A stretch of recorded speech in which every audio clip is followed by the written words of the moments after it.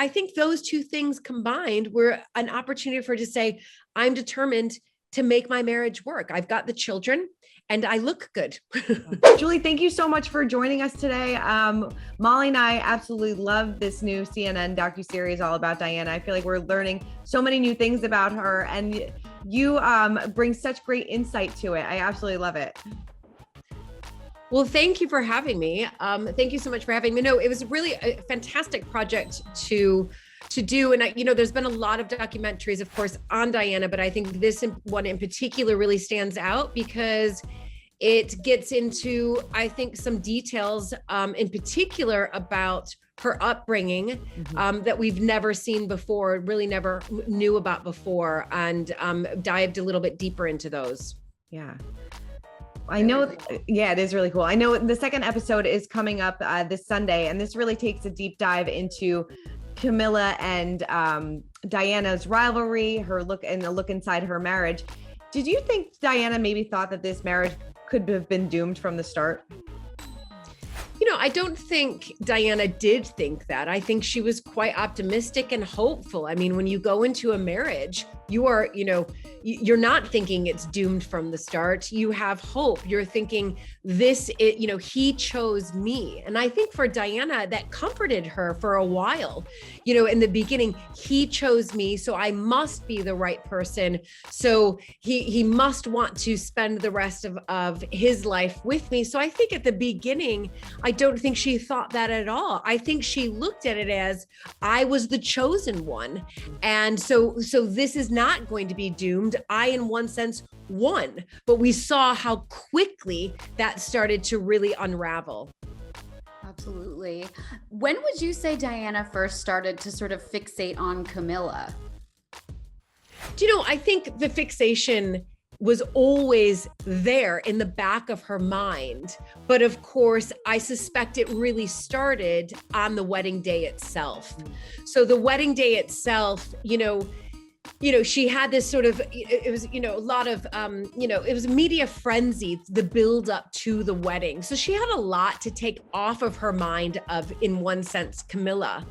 But I think the fixation started on the wedding day herself, because we know that Diana looked out. It's that enormous, congregation with, thousands of people. I can't remember how many guests were there, but it was over 1,000. And she saw her, she looked for her. And yes, in one sense, it was looking at her saying, right, he's mine. I've got him. But it shows you the start of the fixation. She wanted to make sure that she clocked Camilla in that congregation so that she could feel comforted by the fact that she's up, with the vicar and Camilla's in a pew. Right. There's so many, different stories about maybe how she found out about Camilla and Charles's past. Did you know exactly? Because, they had dates at Camilla's estate and things like that. So it seems like she's always kind of been lurking in the background. And she has, and she was, in this British aristocratic society, and within that I'm including, obviously we know that, Diana was from an aristocratic background. It's a very, very small, tight-knit world. So regardless of if this is your ex or not, you're still constantly doing shoot parties or dinner parties or at the same events. This is your circle. And it doesn't go beyond, at least back then, beyond that circle. And so Camilla was always in that circle at the same parties from the very, very beginning of their marriage until obviously till the demise of their marriage. So she was always there, from literally day one. They would be attending, Charles and Camilla, the same events, the same shoot parties. They would be on the same guest lists. Wow. Stressful. What do you make of the note that Camilla sent to Diana about wanting to see her ring? And what do you think was the message she was trying to send her? I think that it was, in one sense, at that point, it was, I don't think anybody's really going to ever know the real context and the real meaning behind that letter. But perhaps it was, over here, there are good, British manners. And so that was just an example of very good British manners. I mean, the one thing that I in particular learned moving over here is that everybody I know who's British still stays in touch with their exes. It's unbelievable. They're all invited to their weddings. So I've gone to many people's weddings and they'll be like, oh, Julie, let me introduce you to my da-da. And I'm like thinking to myself, didn't you date her for like 6 years? Yeah, but we're still really good friends. And it's how it is over here. You stay good friends with your exes. And I think it might be a little bit different in America. And I think that this was just etiquette and manners and a reaching out saying, right, you've married him now. I'm still probably going to be in your life because we will be at the same parties, shoot parties. So let me, be your friend if you like, or try to be your friend. We know that didn't work, but right. I think there was probably a genuine attempt to make amends, or at least make it a little bit easier. Would you say it's good British manners for Charles to make jewelry for several women that he dated before he married Diana? I think we also have to remember that over here, the gifts that you give people, are silver, they're engraved, they're jewelry, they are with your, monograms.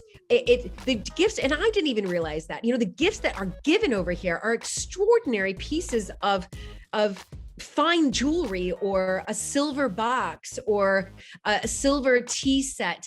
So I have to be honest, I think it's just quite normal over here. And because that person was a part of your life. And so whereas many people would think, well, once you break up with somebody, that's it. They're extradited forever. It's not the case over here. You're still in that same circle and they still are your friends. So interesting. Wow. My exes are dead to me. Hannah was determined to make Charles love her, right? So what were some of the things that she did to try to make that love match kind of happen after the fact?